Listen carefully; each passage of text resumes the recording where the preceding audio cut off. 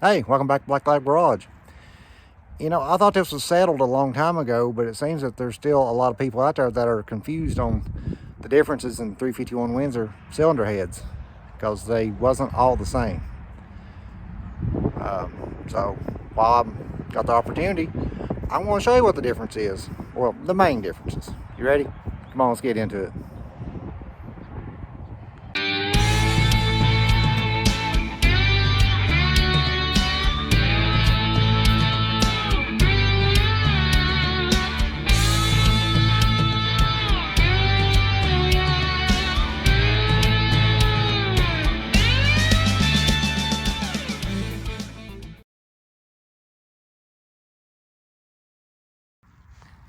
Now, as you can see here, I've got two different 351 Windsor cylinder heads. And at first glance, they look the same outside of the rocker arms. You can see right here, 351. And let me find it on this one. This one should say 351 in it.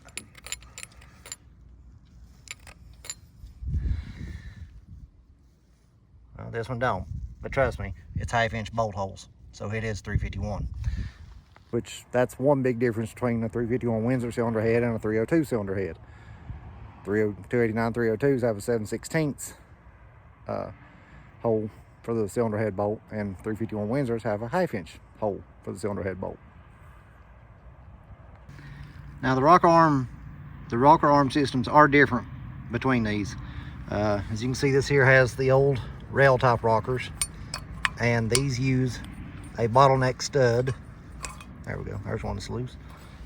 You can see it has a stop made into the stud.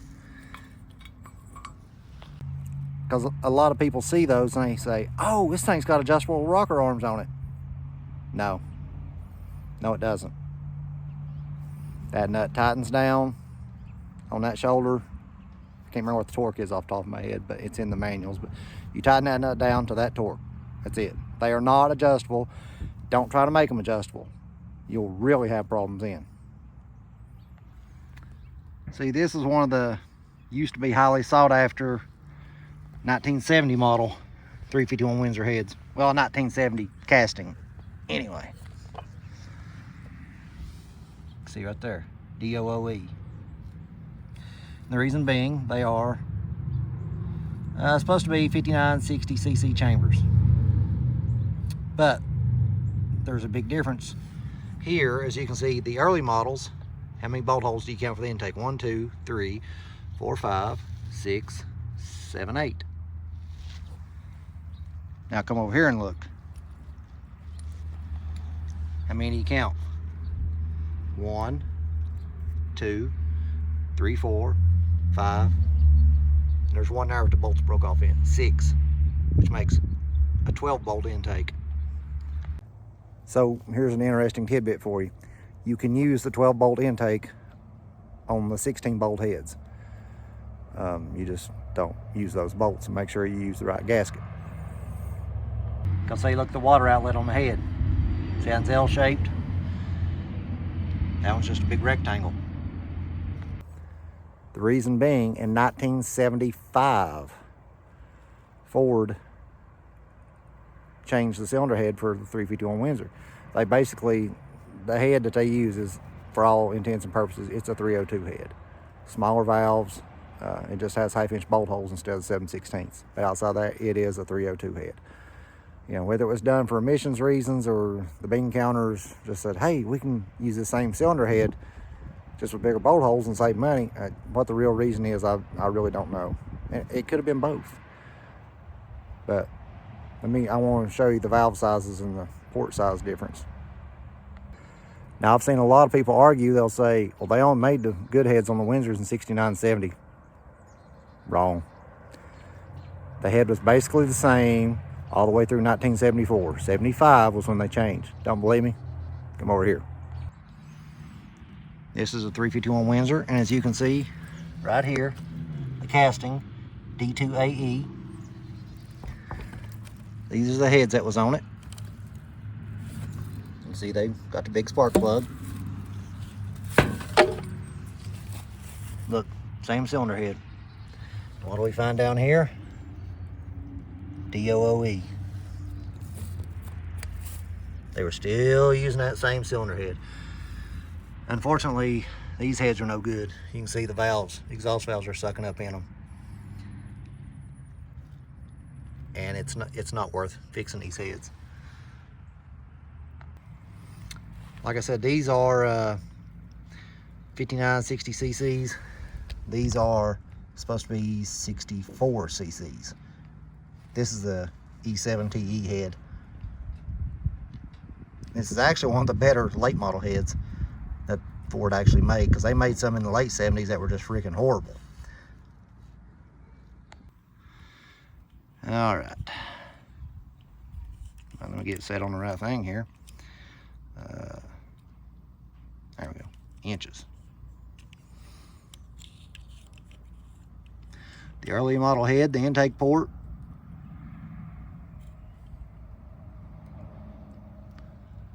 1.87, and the opening is 1.13. The later model head,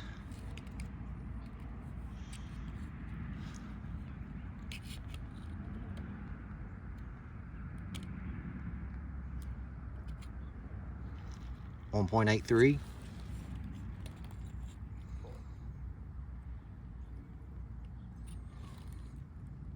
.959. Let me double check that, because that 0.96. Make sure there's no carbon holding me off.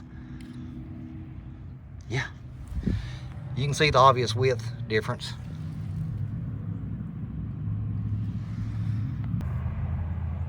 You can see Windsor's really choked to death on the intake side in the later models.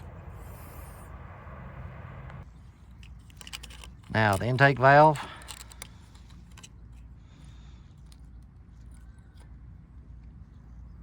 .84. Exhaust valve.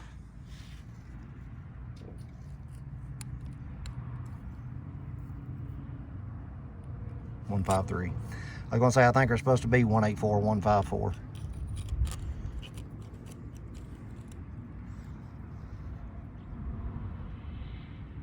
Yep.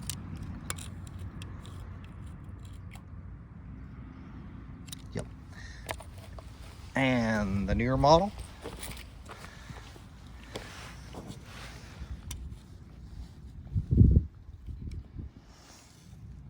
Intake 1.74. Exhaust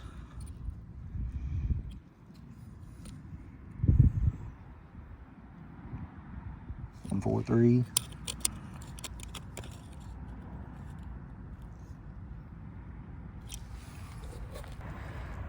That's why I was saying, for all intents and purposes, it is a 302 cylinder head stuck on a 351 Windsor. Not that they aren't already choked down enough, even with the early model heads. Now on the exhaust side of things, the exhaust port,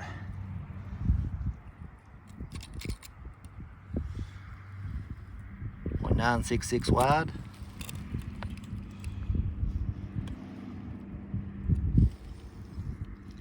.18 tall.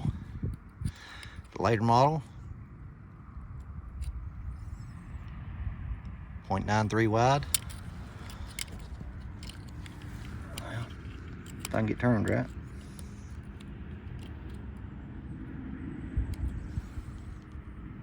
.16. Check another one here.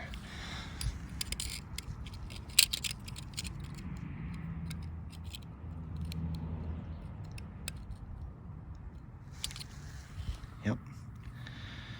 So the later model has a little taller exhaust port, but not nearly as wide. But you can see, even the early models, you see that big knot in there? That's what chokes them down. There, right there. That's your thermactor. That's the spot where the thermactor would come through and blow fresh air into the exhaust to make it pass emissions. It's the thermactor bump. And of course in 1975 they went to the little peanut plugs, little 5/8 tapered plugs, where these have the early model, big 13/16 plugs. Well, I'm talking about the hex on them, of course. For all intents and purposes, the early model cylinder head is what the fabled GT40 heads that they put on the Cobra Mustangs and the Lightning pickup trucks, and then later on in the Explorers, these were basically made after this casting, although they had the bolt down rocker arm system instead of the rail top rocker system. But the ports and the cast valve sizes and stuff were made after this casting.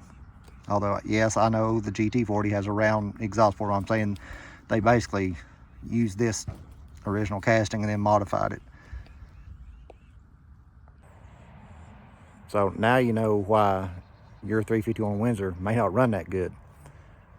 If you've got one made after 1975,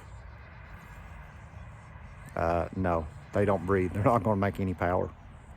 And I was, like I said, I was surprised. A lot of people still don't know if there's a difference between the early model Windsors and the later model Windsors, like the 16 versus 12 bolt intakes, you know, the port size differences, combustion chamber size differences, valve size differences.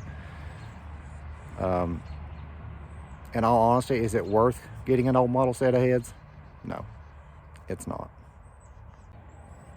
I mean, don't get me wrong, if you've got a numbers matching vehicle or something, and you know, like a 6970 Torino or something had a Windsor in it, and you need, yeah, in that case, it would be worth fixing the original heads. I'm saying in general, if it's not numbers matching, you can buy a new set cheaper than you can fix an old set, and they're going to way outperform the old heads. But I mean, back in the day, that was all they had, you know, was the old model set of heads, and they'd take them, cut them 30-40 thousandths, take the bottleneck studs out and tap them for screw-in studs and guide plates. And that was the high performance head. That was all they had until the aftermarket came along and started making better castings. You know, I can remember when even a GT40 set of heads was rare. I mean, you know, nobody had them. So I hope this helps clarify it for some of you that don't know the difference. I mean, like I said, I know there's a lot of us that do know the difference, but there's still people out there that do not know the differences. And I just wanted you to see while I had a good example of each one side by side. So I hope this helps you and clears it up. And hey, if you got a late model Windsor and you've got a good model set of early heads, I mean, yeah, go ahead and bolt them on and use them. You know, you're going to get a substantial horsepower increase. I think in 1969, the 4-barrel 351 Windsor was rated at 290 horsepower. You know, the best ones in the Lightning 351 in 1995 was only 240 or 245, I can't remember. So you're going to get a substantial increase with early model heads. And this set of early model heads actually belongs to a friend of mine, and I may knock those knots out of the exhaust ports and stuff for him. So I might show you how to do an easy port job on them. And I mean, this will apply to any of them. So I hope this helps some of you. Stop, take a second, and hit the thumbs up. Hit the subscribe button. Hit the notification bell. Hit the super thanks. Hit everything on the page. But really, I hope it helps some of you, helps clarify some of it. But in all honesty, I would appreciate it if you hit the thumbs up and all that stuff. It does help.